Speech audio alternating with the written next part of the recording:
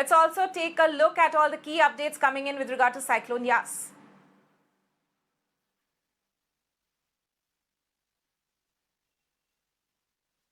Now, even as India's western coast is battling with the aftermath of Cyclone Taukte, now there's another cyclone which is approaching, but this time in the eastern coast.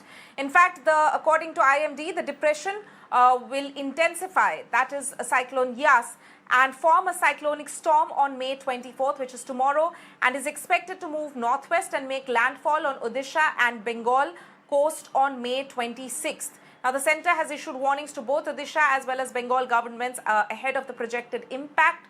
PM Narendra Modi is also holding a meeting today with senior government officials as well as NDMA officials to review the preparations made ahead of Cyclone Yas. Meanwhile, both the state governments of Odisha and West Bengal have evacuated people who live close to the coastline to safer locations, and rescue teams have been deployed in likely affected areas. Let's also take a look at this video which explains the movement of the depression which will be forming into a cyclonic storm soon. Take a look. तो पिछले 24 घंटों में क्या हुआ इसके बारे में discuss कर लेते हैं। तो पिछले 24 घंटों में हमने देखा कि अंडमान और निकोबार द्वीप समूह में भारी से अति भारी बारिश हुई।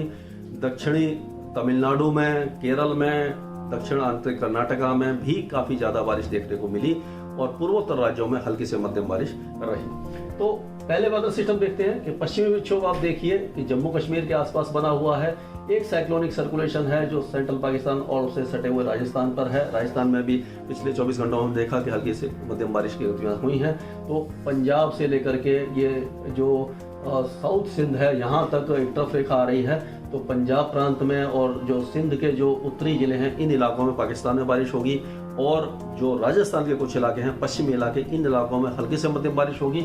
और बाकी जो ईस्टर्न डिस्ट्रिक्ट्स हैं जैसे कोटा, बूंदी, बारन, भीलवाड़ा, इन इलाकों में गरजने वाले बादल छा सकते हैं, लेकिन बारिश की गतिविधियां बहुत ज्यादा होने की उम्मीद दिखाई नहीं दे रही है। दिल्ली, पंजाब, हरियाणा और पश्चिमी उत्तर प्रदेश में मौसम लगभग शुष्क रहेगा बीच बीच में, क्योंकि जो मॉइस्चर ऑलरेडी हो चुका है, आपने देखा इतने दिन से बारिश हो रही है।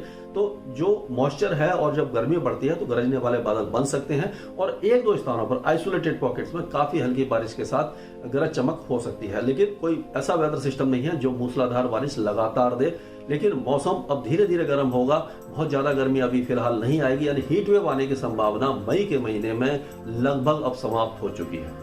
तो बात करते हैं हम पूर्वी भारत की। तो पूर्वी उत्तर प्रदेश, बिहार, झारखंड, इन इलाकों का मौसम अब शुष्क हो चला है, लेकिन क्योंकि मॉइस्चर अभी भी अवेलेबल है तो थोड़ा बहुत बादल वगैरह बन सकते हैं, गरज चमक हो सकती है।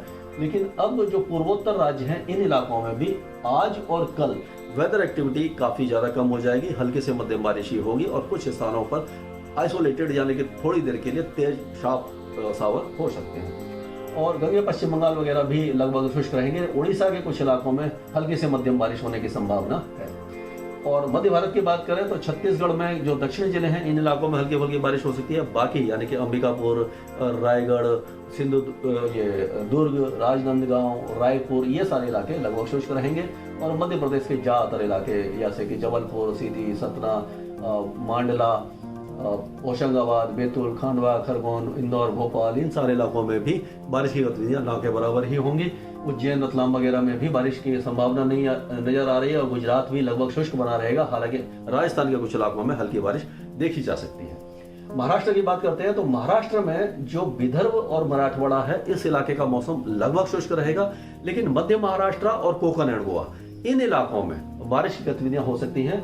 यहाँ पर जो एक नॉर्थ ईस्ट अरेबियन सी और उसके आसपास एक साइक्लोनिक सर्कुलेशन ऊंचाई पर है, यानी कि 4.5 से 5.8 किलोमीटर की ऊंचाई पर एक साइक्लोनिक सर्कुलेशन बना हुआ है और एक ट्रफ रेखा काफी ऊंची यानी कि 400 या 500 हेक्टापास्कल पर इस तरह से गुजर रही है। तो इसलिए मुंबई और उसके आसपास के इलाकों में हल्की बारिश हो सकती है, लेकिन बाकी इलाकों में जो साउथ कोंकण एंड गोवा है और मध्य महाराष्ट्र है इस इलाके में भी बारिश की गतिविधियां देखी जा सकती हैं। सांगली, सतारा, कोल्हापुर, परभनी, रायगढ़, रत्नागिरी, सिंधुदुर्ग, पुणे, इन इलाकों में बारिश हो सकती है। नासिक और उसके आसपास के इलाकों में बादल छा सकते हैं। बारिश की संभावना काफी कम नजर आ रही है। मुंबई में भी एक दो स्थानों पर हल्की बारिश हो सकती है, यानी कि बारिश बहुत ज्यादा नहीं होगी लेकिन बादल छाएंगे, थोड़ा सा रिलीफ मिल सकता है। और अब दक्षिण की बात करते हैं तो ये जो कर्नाटका के अंदरूनी जिले हैं जैसे कि मैसूर हो गया, बेंगलुरु हो गया, चामराजनगर हो गया, इन इलाकों में ठीक ठाक बारिश होने की संभावना दिखाई दे रही है। मौसम अच्छा रहेगा और बेंगलुरु, कारवार, इन इलाकों में, तटीय इलाकों में भी बारिश हो सकती है। केरल के ज्यादातर इलाकों में लाइट टू मॉडरेट रेन जारी रहेगी। तमिलनाडु में भी अब बारिश रहेगी, लेकिन धीरे धीरे थोड़ी सी कमी आने की संभावना है। वो कमी इसलिए आएगी कि ये जो डिप्रेशन बना है, ये जो डिप्रेशन है, तो जब भी समुद्र में या कहीं पे भी कोई इंटेंस वेदर सिस्टम बनता है तो हवाएं जो है यानी कि उसी के आसपास इस तरह से रोटेट करना शुरू कर देती हैं। तो क्या होता है कि जो मॉइस्चर कंसंट्रेशन है वो इसी जगह होता है और बाकी जगह से मॉइस्चर हट जाता है। इसीलिए तमिलनाडु में बारिश कम होगी।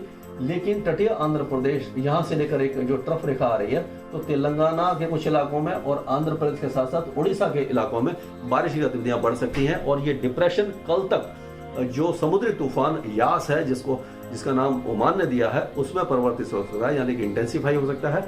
और ये इंटेंसिफाई होकर के ये नॉर्थ वेस्ट डायरेक्शन में, इस डायरेक्शन में, यानी कि गंगे पश्चिम बंगाल या उत्तरी उड़ीसा, मिदनीपुर या उसके आसपास कहीं पे भी लैंडफॉल 26 तारीख की सुबह को कर सकता है।